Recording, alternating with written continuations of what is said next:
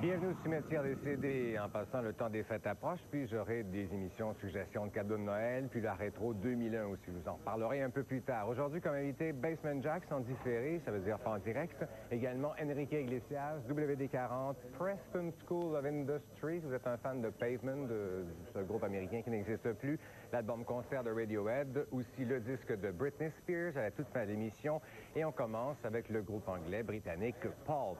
Et l'album s'appelle We Love Life. Et c'est un groupe originaire de Sheffield, en Angleterre, qui est établi à Londres quand même depuis plusieurs années. C'est leur 7e album.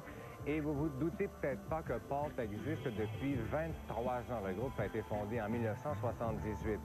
Et ils prétendent que ce pourrait être leur dernier album parce qu'ils n'ont jamais vraiment connu beaucoup de succès. C'est 59 en Angleterre sur le palmarès. Ici au Québec, c'est arrivé en 128e. Ça, c'est alternatif toujours après 23 ans.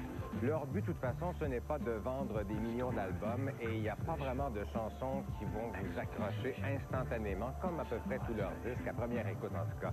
Parce qu'avec Pulp, il faut faire un effort. Ça a été le cas pour This Is Hardcore puis aussi Different Class, l'album précédent. Mais c'est ce que j'aime d'un groupe qui me demande de faire un effort. C'est pas pré-mâché et digéré d'avance. Et il n'y a aucune chanson, il n'y a pas de single qui va connaître de succès sur ce disque que je décrirais plus comme une œuvre.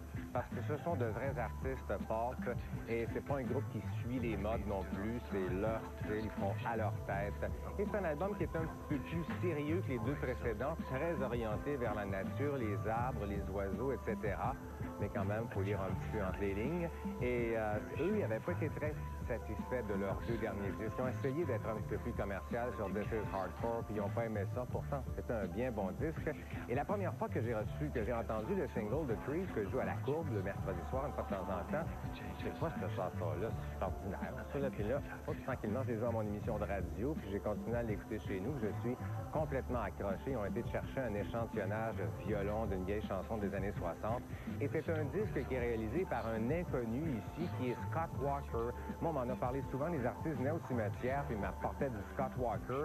C'est un Américain qui a émigré en Angleterre dans les années 60 et il s'est vraiment bâti une réputation. Il a influencé plein de monde. C'est un chanteur crooner. Il a influencé genre, c'est sûr, Brian Ferry de Roxy Music, Jarvis Cocker de Pulp, aussi David Bowie. On pense toujours un peu à David Bowie en écoutant Pulp. Et à l'intérieur de la pochette, il y a une petite photo d'ailleurs qui est prise au même endroit que la fameuse pochette Ziggy Stardust de David Bowie.